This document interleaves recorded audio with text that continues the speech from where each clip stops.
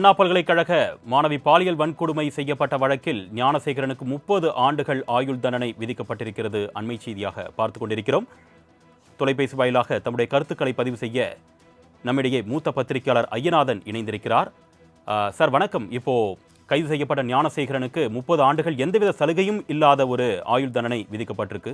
சமூக வலைத்தளங்களில் அனைத்து தரப்பு மக்களும் அதிகபட்ச தண்டனை வழங்கணும் அப்படின்னு சொல்லிட்டு எதிர்பார்த்த நிலையில இப்போ 30 ஆண்டுகள் வழங்கப்பட்டிருக்கு. இது அதிகபட்ச தண்டனையா நம்ம பார்க்கலாமா? இந்த தீர்ப்பை நீங்க எப்படி பார்க்குறீங்க?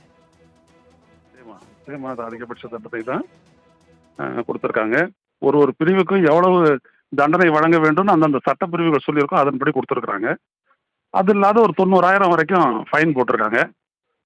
அந்த ஃபைன் அமௌண்ட் வந்துட்டு இந்த பெண்ணுக்கு போய் சேரும். அதனால இந்த தீர்ப்பு வந்துட்டு திருப்தி அளிக்கக்கூடிய தீர்ப்பு, சரியான தீர்ப்பு என்றே கருதுகிறேன். சார் அதே போல இப்போ இபிஎஸ் ஒரு ட்வீட் போட்டிருக்காங்க. அதாவது யார் அந்த சார் அப்படின்னு சொல்லிட்டு மறுபடியும் கேள்வி எழுப்பியிருக்காரு. இந்த கேள்வி மீண்டும் எழுப்பப்பட்டால் அது நீதிமன்ற அவமதிப்பு அப்படின்னு சொல்லிட்டு அரசு தரப்புல ஆஜரான வழக்கறிஞர் மேரி ஜெயந்தி சற்று முன்னர் செய்தியாளர் சந்திப்பில் பேசினாங்க. இப்போ எதிர்க்கட்சி தலைவர் மறுபடியும் அந்த ஒரு கேள்வியை எழுப்பியிருக்காரு. இந்த ஒரு ட்வீட்டை, ஒரு அறிக்கையை நம்ம எப்படி புரிஞ்சுக்கலாம்? அதாவது அந்த குற்றவாளியை தவிர வேறு ஒருத்தரும் இல்லை வேறு சிலரும் அதில் ஈடுபட்டிருக்காங்க அப்படின்ற ஒன்றத்தை நிறுவ பார்க்குறாரு அவரு. அதனால யார் அந்த சார்னு தொடர்ந்து பேசிக்கிட்டே வர்றாரு. அந்த குற்றவாளி அந்த ஃபோனை ஃப்ளைட் மோட்ல வச்சுட்டு தான் இதெல்லாம் செஞ்சிருக்காரு அப்படின்ற விஷயத்த ஃபோரன்சிக் அனாலிசிஸ் மூலமாகவும் நிரூபிக்கப்பட்டிருக்கு. அவர் யூஸ் பண்ற அந்த செல்போன் ஏர்டெல், அவங்களும் ஒப்புதல் வாக்குமூலம் கொடுத்துருக்குறாங்க கோர்ட்ல.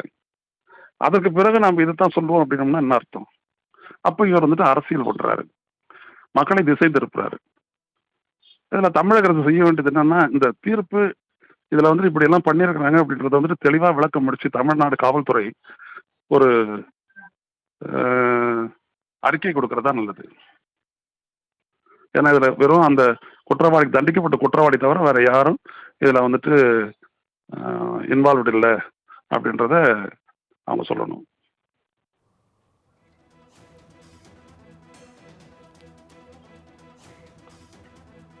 சார் அதே போல இப்போ எடப்பாடி பழனிசாமி சொல்லும்போது, தங்கள் ஆட்சி அமைந்ததுக்கு அப்புறம் ஸ்டாலின் சாரே நினைச்சாலுமே இந்த குற்ற சம்பவத்தில் ஈடுபட்டு சந்தேகப்படக்கூடிய அந்த சாரை காப்பாற்ற முடியாது, நாங்கள் அந்த அளவுக்கு நடவடிக்கை எடுப்போம் அப்படின்னு சொல்றாங்க.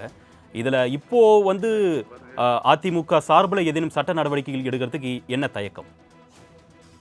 எப்போ இவங்க ஒரு இடையீட்டு மனுவை தாக்கல் செய்திருக்கலாம், அதெல்லாம் இவங்க செய்யல. அதுல என்ன தெரியுது அப்படின்னம்னா, இது அரசியலுக்காக செய்யப்படுறது. எவ்வளவு விஷயங்களை பேசுறாங்க அரசியல்வாதிகள், அதெல்லாம் ஒரு லாஜிக்கல் கன்க்ளூஷனுக்கு போயிருக்கான்னா கிடையாது. அப்ப இதுல இருந்து என்ன அரசியல் லாபம் பெற பாக்குறாங்க? இந்த வழக்கு சரியா விசாரிக்கப்படல, யாரையோ காப்பாத்திருக்கிறாங்க அப்படின்ற ஒரு உணர்வு ஏற்படணும் அப்படின்னு அவனை எதிர்பார்க்கிறார் மக்கள் மத்தியில. அதுதான் இதுல நம்மளுக்கு தெரியுது. உங்களுடைய கருத்துக்களை பதிவு செஞ்சதுக்கு மிக்க நன்றி திரு ஐயநாதன்.